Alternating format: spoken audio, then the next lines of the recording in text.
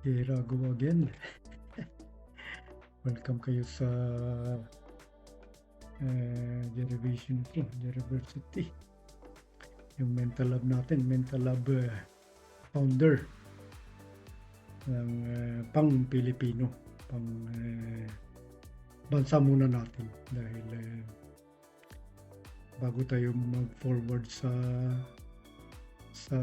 buong mundo, dyan muna tayo sa bayan natin. Wag muna sa sa kapitbahay. Ano ba yung mga kapitbahay natin? Layo-layo.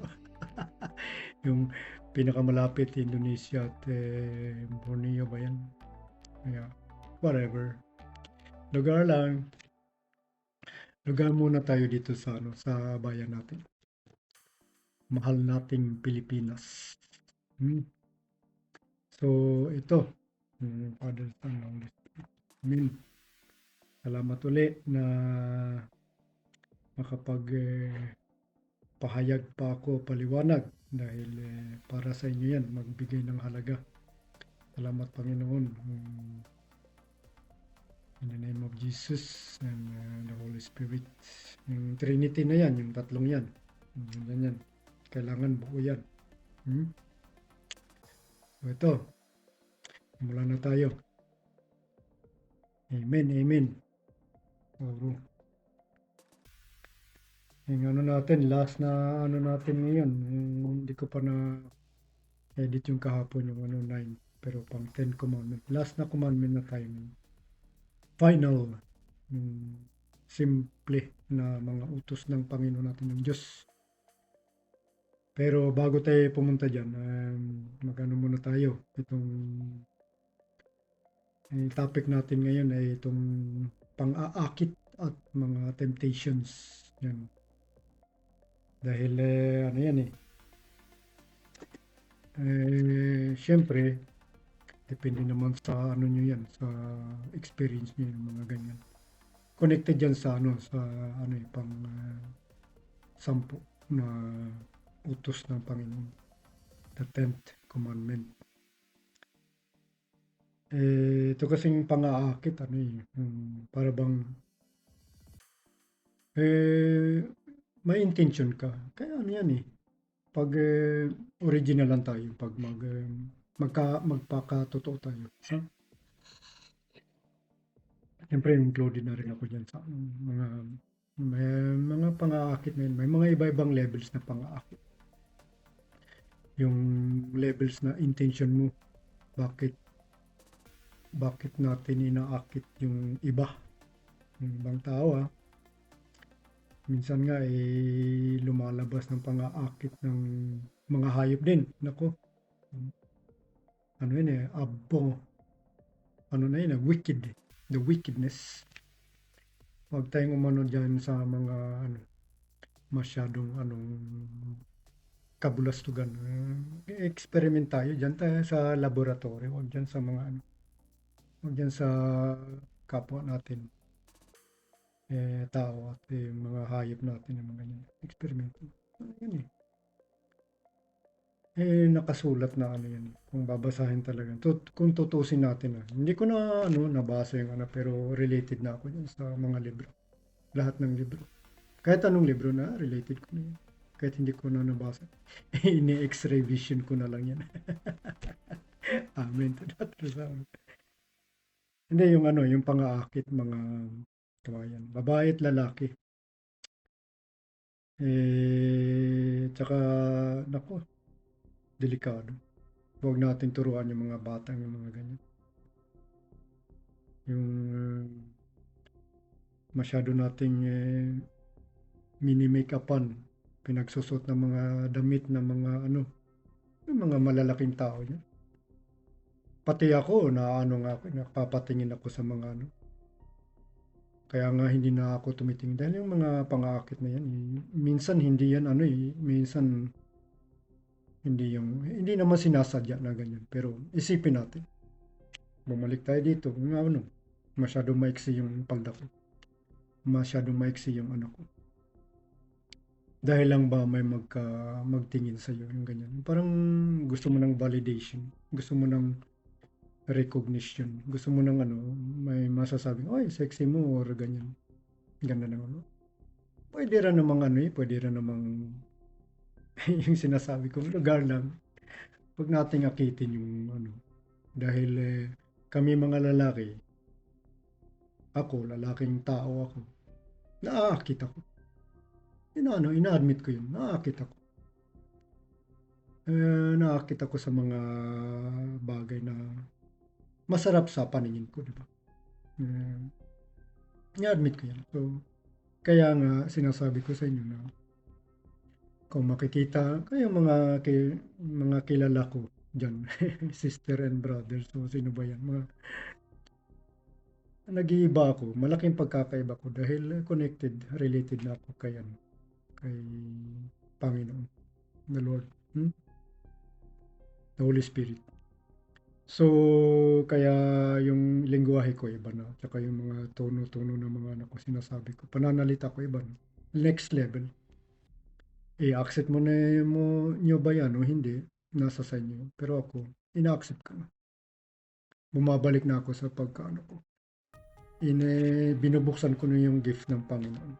Opening the box, opening the gift. So ito, kasi simula ko lang. Pero itong pang-aakit, mga higala, mga kabayan, alam mo yan sa Bisaya. Hindi ko lang na-search mo. Ano, minsan hindi natin sinasadya. Ano, kasi yung iba, nakikita natin, oh, ang ganda ng makeup, sunflower makeup. Ang ganda ng ano mo, yung trending style. Pero mag-isip tayo na, oy, nga pala, no. Lugar natin yung pangako. Hindi naman kailangan mag-nus-nus masyado dyan. Yung sinasabi ko. Para lang ba, ano, masabi ng ibang tao. Na ano lang, neutral, ano lang kayo, original lang kayo. Lalo na sa may mga asawa at mga ano, partners niyan, jowa. Kasi itong ano mindset natin, parang nahahawaan tayo sa iba. Tapos yung mga trendings, yung mga ganyan pa, pabango. Siyempre nagpapabango rin ako. Para, ito naman yung parang ano lang yung, para lang hindi siguro masyadong mag-ano yung tao. Ang ano naman ito, anong klaseng amoy nito? Konting ano lang, konting pabango lang. Konting deodorant, yung ganyan. Tapos, pero ako, accept ko yun. Kahit walang perfume, pwede naman ako lumabas. Basta ano, nakaligo lang at ano. Hindi masyadong ano din yan sa ano, yung senses ng ano, yung smell sense natin. Di ba? Lugar lang natin yung mga pang-aakit. Saka, meron itong ano, na nag-comment ako ng isang ano sa isang babae dito na nag-post. Tapos sabi niya, available daw siya. Ano ka ba? Available ka ba? Ano, naghahanap daw siya ng ano, parang partner. Hindi naman sa yung pang-aakit na, may konting pang-aakit na ano, ito single ako tapos para may mag-comment na yung ganun. Okay lang yan ganun. Trending sa lahat yan. Naghahanap kasi tayo ng ano, mga ano, comfort zones, mga ano, yung mga trendings yun at saka para ano, happy tayo konti, relaxing, di ba? Cheers. Yung nag-comment ako, sabi ko, inano ko yun ini-screenshot ko yun para ano ba yun? Excuse lang ha. Inano ko yun ini-screenshot ko yun para hindi ako magsinungaling. Hindi ako magsisinungaling sa inyo. Saan ka ba? Ngayon. Ayun. Yung mga yun. Yan. Ito. Ito ata yun. Yan ka lang ha. Wait lang muna ha. Ito. Kinamin ko. Hindi, sabi ko sa kanya na ano, na I am taken. Sabi ko lang, I'm taken. But thank you. Mag-ano ka, um, good luck sa paghahanap mo. God bless and Godspeed sa journey mo, paghahanap, search. Pero in additional ko yun, don't covet please, huwag magnanasa. Yan na tayo dyan sa Ten Commandments, huwag magnanasa. Tipin mo kung may hinahanap mo ba o single o hindi. Alamin natin dahil yung mga temptations na yan, yung mga pangakit na yan, ng brain, yung brain natin. Sabi ko, kahit may asawa ka na, nagsisinungaling, yung lies, nag-create ng lies yun ay, nga pala, hindi ako masyadong happy sa bahay, yung ganyan. Pwede. Nagkakubit ka, parang nagnanasa ka, yung naakit ka, yung inaccept mo na naakit ka, ganyan. Tapos ginawa mo. Kung sa pag-iisip lang, yan nga lang, pag-iisip nga lang, makasalanan na yan. Tapos ginawa mo pa, doon na yun. Yung parang, yung judgment mo dito. Parang intention mo, yung gagawin mo rin. Kahit taken ka na or kasal ka na, yung ganyan. So, yung mga ganyan, siyempre, inaamin. Included na ako dyan. Inaamin ko na yan. Sabi ko kay Lord, yung mga nagawa ko noon, ko na yun sa altar, mga ganun.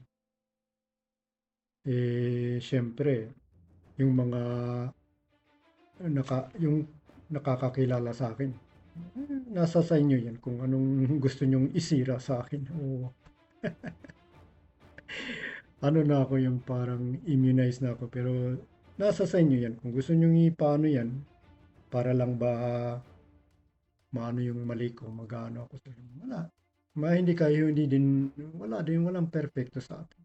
Kaya nga hindi pa ako perfect ngayon, pero papunta pa lang. Hindi, perfect yung lugar lang. Diyan tayo sa humbleness, di ba? Yung 10 commandment na yan, ito yun, huwag kang magnanasa, thou shall not covet, the 10 commandment. Babasahin ko na lang, you shall not covet your neighbor's house, your neighbor's wife, nor his maidservant or female servant, nor his ox, nor his donkey, nor anything that is yours. That is your neighbor's, yung kapilingan, yung kapitbahay. Yan parang na rin yan pag nagnakaw ka nang hindi sa'yo. Okay lang yung kung bayabas ba yan o anong prutas yan. Siyempre, maano yun, hindi ka nagpaalam. Lagot ka. Pero iba yan sa sa sitwasyon pag sa relasyon. May ibang relasyon yung tapos nang-akit pa. Tapos, connected yan lahat. Tapos nagtitigasan tayo ng ulo. Hindi natin makontrol yung sarili natin. Yun.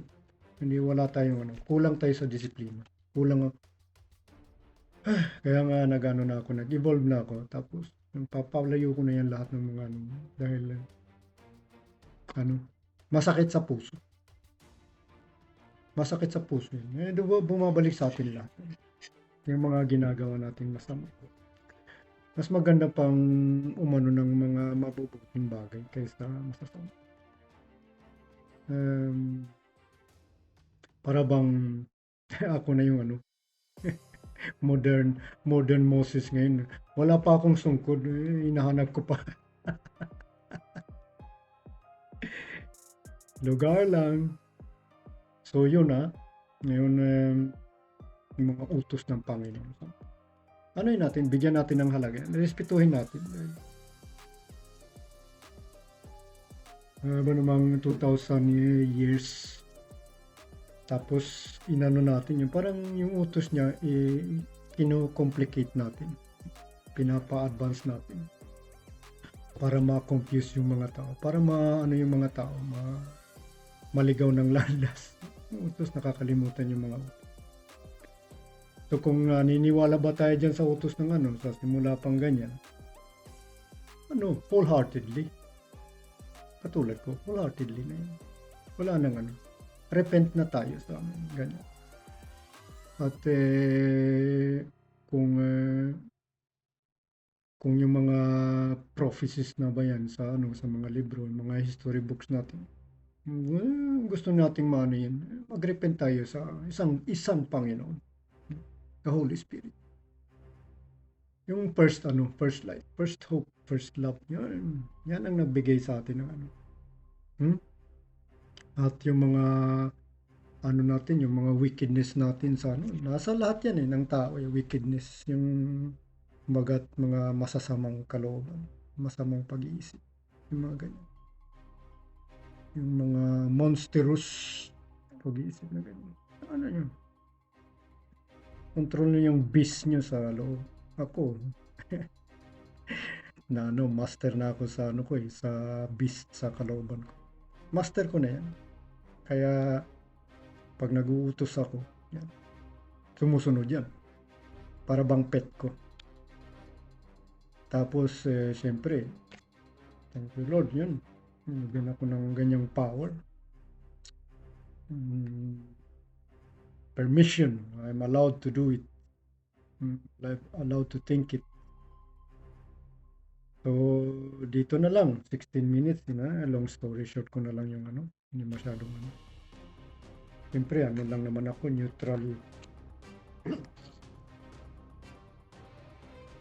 Neutral lang naman din ako sa mga ganyang At nasa sa inyo, nasa sa atin kasi na paano natin papaunawa sa sarili natin. Balik tayo. Yung mga garbo, pride natin, yung mga greed, yung galit, lahat na yan. Yung pasensya, konsensya. Dinadala natin palagi yan, kaso hindi natin karamihan sa atin, hindi natin napapalabas, napaprioritize yung pinaka-importante. Kaya nga kaya nga minimotivate ko mga anak ko na isulat mo yan. Dahil alam ko nakakalimot ka. Respetuhin mo ako bilang ama. Anak, dalawa. Anak, makinig ka sa mami mo dyan dahil wala si daddy pa. Babalik si daddy. Yun man, gawin mo. Silbing yan. Yan yung utos ni daddy. Mo, teamwork kayo dyan ni mami para mas happy yung environment. Mga utos na yan. So, ipahayag natin ng mabuti sa pamilya. Diyan muna tayo sa bahay, sa tahanan natin, sa bayan natin dahil marami pang kailangan baguhin dyan. Yung mentality natin dyan. Maraming naka-influence sa atin. Western culture, Eastern culture, lahat na yan yung sa TV, yung mga news, yung mga ganyan. Siyempre, alert tayo sa mga pero wag tayong masyadong tatanga-tanga dahil kaya nga tayo may pinili tayo ng yung image ng ito yung mga ko, marami kong images pero sabi ng pero Sauron muna yung priority ko.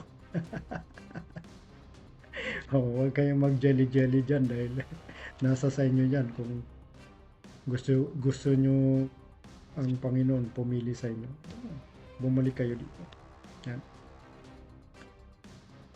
Start to believe. Start to believe yung faith ninyo at saka yung trust. Yan. Diba? So ito na mga kapatid, brothers and sisters. Shoutout ako sa inyo mga parents na nagbibigay halaga sa pamilya, mga anak. Turuan natin yan. Responsibilidad natin mga parents. Dahil yung mga kabataan natin, under studies pa lang yan sila. Naghihintay sila na tuturuan. So sa atin, Maraming mga distractions sa buhay. Everyday yan, 24/7. Paano natin i-channel yung mga distractions na yan sa ating buhay? Ano yung mga priorities natin? Yan yun eh. 1 plus 1 lang, 1 plus 1 lang yan sinasabi ko. Simple arithmetic. Kaso kino-complicate natin. Magaling tayo mag-complicate ng mga sitwasyon. Mga ano. So yan, thank you. Shout out last to to our Lord. Almighty Father. In Jesus name, yan. Amen. Rosauro. Salamat. At vibrate tayo. Love, peace, and understanding. Forgiveness. Lahat-lahat na yan. Magpaunawa. So, connect nyo to at saka dito. Bago natin ibuga. Diba? Peace and love. Gawa tayo ng mga mabubuti. Thank you.